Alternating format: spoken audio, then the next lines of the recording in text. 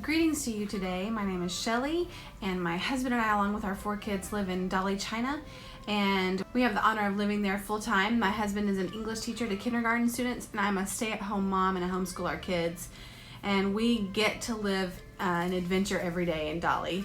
If this is your first time here, welcome. We'd love to have you in with the family. Go ahead and subscribe to the channel and follow all our adventures. If you're coming back, welcome back. We love you guys, and thanks for being with us on this journey. It's a fun one.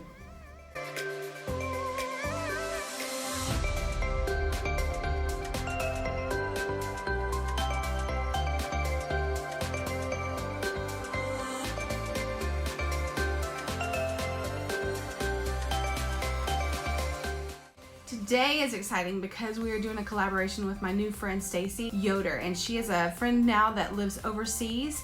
We met through YouTube. We've had the joy of getting to know each other a little bit through YouTube, and I have enjoyed finding out her passion for overseas living, for homeschool, and for being a mom. And it's really fun to see the similarities in life. So pop on over to her channel. I've linked her in the description below. She's a really neat person and just a lot of fun to watch and to see her life there in Cambodia. Our collaboration talks about what we've learned from each of our countries. So Stacy lives in Cambodia, and she's talking about what she's learned from her friends in Cambodia. Today I'm talking about things that I've learned while living in China. And so I've got 10 things, so I'll go ahead and label them for you. These are not in any particular order, just things that I know I've learned while living in China. The first thing I've learned is to try to conserve energy. And so one thing that I am super bad about is leaving lights on, because I think it's pretty in rooms to come in, and maybe after you've come home from something, to come into a light going, or to a couple of lights in different places. But I've learned to conserve energy, and that will help my neighbors and friends, less usage worldwide, cuts down on bills. And so many of our friends are really good about using only the light in the room that they're in. So that's something I've learned, to be very, very careful with my energy usage. One of the beautiful things that I've learned is that when you visit someone's home in China, you take them a gift, like a host gift, but this is for every time you go to someone's home. So you take them fruit or tea or oils, something like that that would help them with their life. And this is just a gift to say thank you for having me in your home. Sometimes we do the opposite in America. We'll say, hey, thanks for coming over, thanks for coming to my party, here's a parting gift, or here's a gift for coming to our house today. I also think that that is really special, and I love that as well. I want to take both traditions and marry them, and if I go to someone's house, I want to take them something, and if people come to my house, I would like to give them a gift because it's just so special to me. So this is something I'm going to take from one culture and another and make it part of my life and marry the two. Another thing I've learned, and this surprised me, is when you go into a home, you take off your shoes. And this is not the part that surprised me. I'm very used to taking my shoes off when I go into someone's home now, especially in Asian cultures.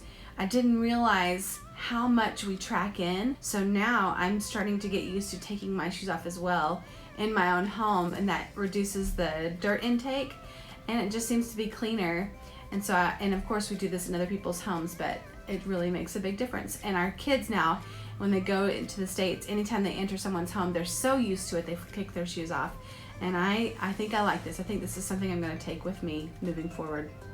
One of the most incredible lessons I have learned from living in China is that Chinese people keep their bodies very active. In the morning, at night, on the street, in their home, outside their house, in their garden, they are constantly moving. They're constantly working their muscles, hitting their muscles, stretching their muscles, dancing with friends at night. It's a constant movement.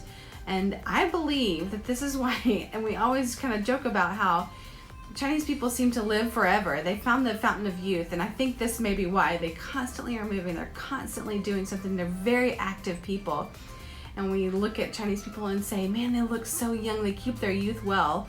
And I think this might be the secret. But I would love to adapt a more active lifestyle and maybe even go out and dance with my neighbors at night or in the afternoon. That'd be so fun.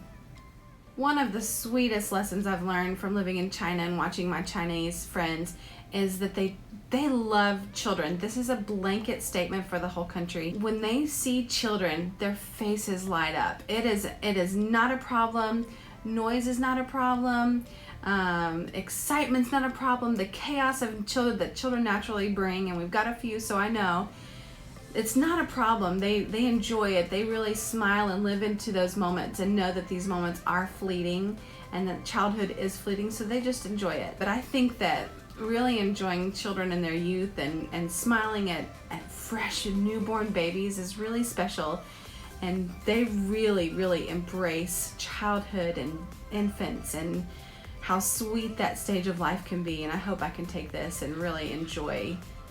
One of the things that is really interesting and has sometimes been a little bit of a culture shock moment to me, and I'll tell you why, is what Chinese people are so good at seeing the beauty around them, and they'll stop. And the culture shock moment for me is sometimes they'll stop right in the middle of the street and take a picture of a tree, but they see a tree and it's so beautiful and they want to catch a certain viewpoint or a certain aspect of that tree or a certain point of that flower, and they stop wherever they are and take a picture. So you kind of have to maneuver around them, and that's something I've had to learn. But the really cool thing is they really do stop and smell the roses. They do stop and see creation for what it is and how beautiful the plants are with each season, how fragrant they are, moments of changing leaves or of new growth. They truly stop and respect nature. They see nature. They enjoy nature. They're really good at taking pictures of it.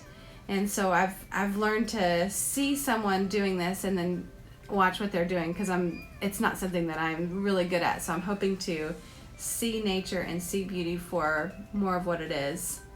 Something I thought was so different coming into China was that no matter what time of the year, it doesn't matter if it's 700 degrees outside, Chinese people are always drinking warm water with maybe a little bit of lemon in it, maybe a little bit of a fruit in it.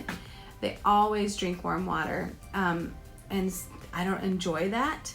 I like a cup of cold water. I very much enjoy ice in my water or my Coke. I just thoroughly enjoy it. However, I have seen that it does help. It does help when you're maybe not feeling well, or in the winter months it'll help you stay warm. And so this is something that even in the winter months I like to drink ice cubes, but I'm starting to understand what that can do for my body. So I'm learning to enjoy warm water. And one of the key phrases that Chinese people say when you're sick or when you are just having a bad day, they'll say to you, 多喝水, drink more water. And that's their almost their greeting of health if you're not feeling well. Another thing that I've seen is that there is a ton less waste. They're very, very good at recycling. They throw away less. There's less boxes. There's less packaging. And if there is packaging, sometimes they'll reuse it better than we do. They will recycle cardboard. They recycle almost all their plastics. They're very, very good at reducing or reusing their waste. And this one is kind of a little embarrassing, but I've noticed that my portion sizes for my meals needs to be reduced. So I watch what they're doing, and I watch how much they eat, and I watch what they eat.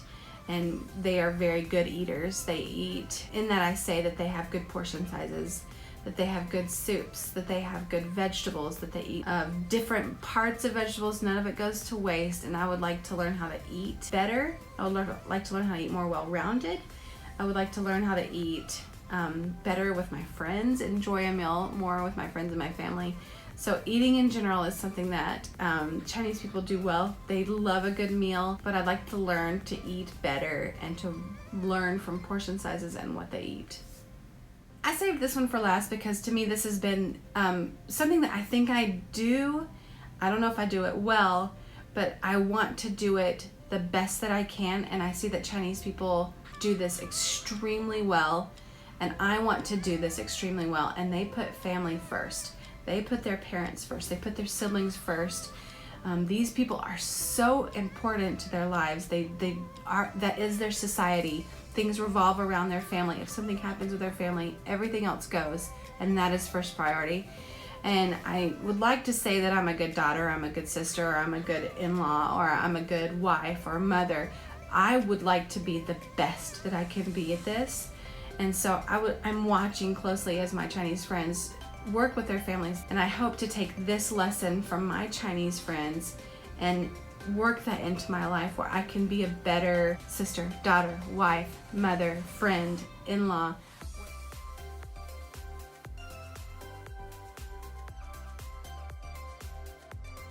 before you go, check out Stacy's page. I've linked it below. She's a neat person. She's got a great take on life, and she does a lot of fun things. So I hope you enjoy her channel as well. Thank you so much for staying with us today. We have enjoyed talking about the things we've learned from our Chinese friends. If you are one of those people that's been part of our lives and showed us these new things, thank you. We love you. We are honored to live with you and to do life with you. If you're someone from America watching, thank you for being part of my life and teaching me how to live overseas and respect other people and to see culture for what it is. Thank you for that. If you're not part of our family, we'd love to have you subscribe. If you have not and you're looking on your phone, you can turn it long ways and you'll see a red bar underneath. That is, just press on that button and then all you need is an email address. There is no cost to you. Thanks, guys. See you next time.